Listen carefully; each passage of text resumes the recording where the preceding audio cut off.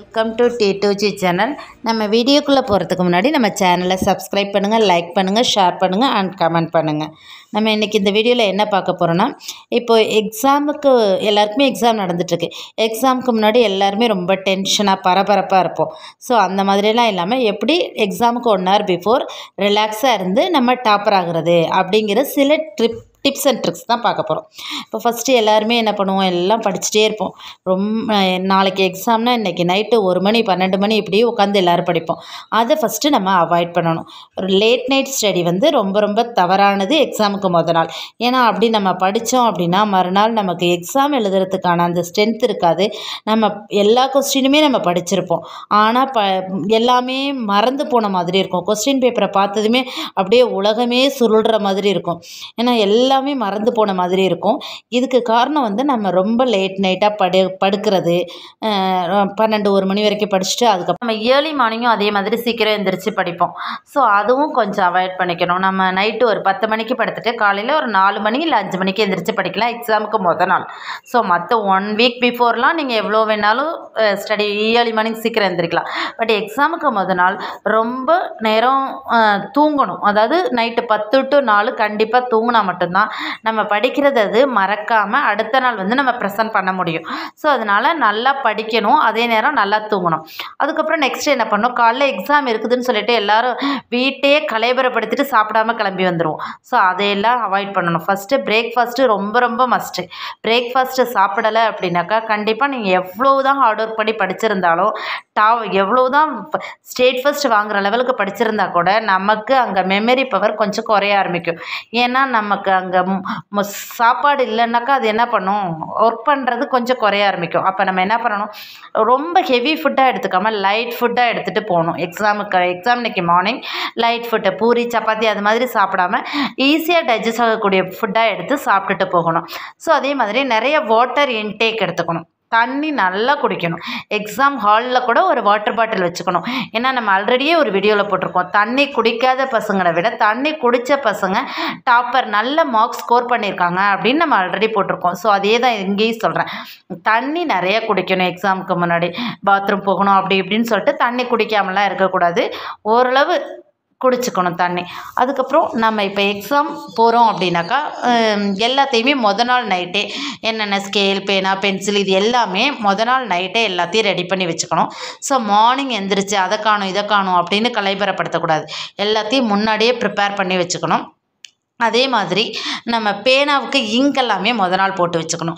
இப்போ நம்ம புது பேனாவே எக்ஸாமுக்கு நம்ம யூஸ் பண்ணக்கூடாது. ஏன்னா இப்போ நம்ம புதுசாக ஒரு கொஸ்டின் படிக்கிறோம், எக்ஸாமுக்கு முன்னாடி ஒரு கொஸ்டின் புதுசாக படிக்கிறோன்னு வச்சுக்கோங்க, அந்த கொஸ்டின் நமக்கு மைண்டில் ஸ்டோர் ஆகுமா? கண்டிப்பாக ஆகாது. நம்ம முன்னாடி படித்த கொஸ்டினை ரிவைஸ் பண்ணுறது தான் நம்ம மைண்டில் ஸ்டோர் ஆகிருக்கும். அதே மாதிரி தான் புதுசாக ஒரு பேனா வாங்கி எழுதும்போது அதில் அவ்வளோ நல்ல ரிட்டன் வரும் அப்படின்னு சொல்ல முடியாது. நம்ம ரைட்டிங் ப்ராக்டிஸ் இருக்கக்கூடிய ஒரு பேனா நம்மளை வந்து எக்ஸாமில் தப்பாக கொஸ்டின் எழுதினா கூட ஆன்சர் நம்ம எழுதினா கூட அந்த பேனா நம்மளை தப்பாக எழுத விடாமல் கரெக்ட் பண்ண வைக்கும். அந்த மாதிரி ஒரு சைக்காலஜி வந்து பேனாவுக்கு இருக்குது. ஸோ அதனால் நம்ம புது பேனாவாக எக்ஸாமுக்கு எடுத்து எழுதக்கூடாது. நம்ம அட்லீஸ்ட் 1 வீக் பிஃபோராவது அந்த பேனாவை வாங்கி நம்ம அதில் எழுதி ப்ராக்டிஸ் பண்ணிகிட்டு இருந்திருக்கணும். ஸோ அந்த மாதிரி பேனாவை தான் நம்ம எக்ஸாமுக்கு எடுத்துகிட்டு போகணும். அதே மாதிரி ஒரே ஒரு பேனாவை மட்டும் எடுத்துகிட்டு போகக்கூடாது, ஒரு 2-3 பேனா எடுத்துகிட்டு போகணும்.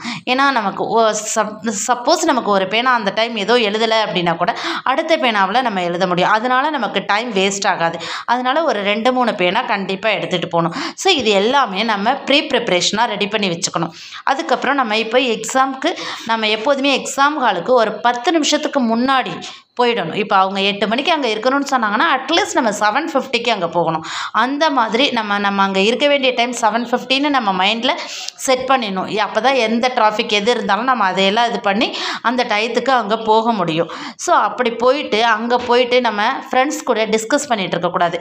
நான் அந்த கொஸ்டின் படிச்சிட்டேன், நீ இந்த கொஸ்டின் படித்து ஐயோ ஏன் அதை படிக்கலை, அதுதான் கண்டிப்பாக வரும், இப்படியெல்லாம் பேசுவாங்க ஃப்ரெண்ட்ஸும். ஸோ நம்மளும் பேசுவோம். அதையெல்லாம் அவாய்ட் பண்ண நம்ம யார்கிட்டையும் எந்த டிஸ்கஷனும் பண்ண வேண்டியதில்லை. நம்ம வந்து நம்ம மைண்டை காமாக வச்சுட்டு நம்ம உட்காந்து அப்பயும் படிச்சுட்ருக்கணும்னு தேவையில்லை. எக்ஸாமுக்கு 1 ஹவர் பிஃபோர் நம்ம எதையுமே எடுத்து புரட்டி பார்த்துட்டு படிச்சுட்டு இருக்க வேண்டியதில்லை.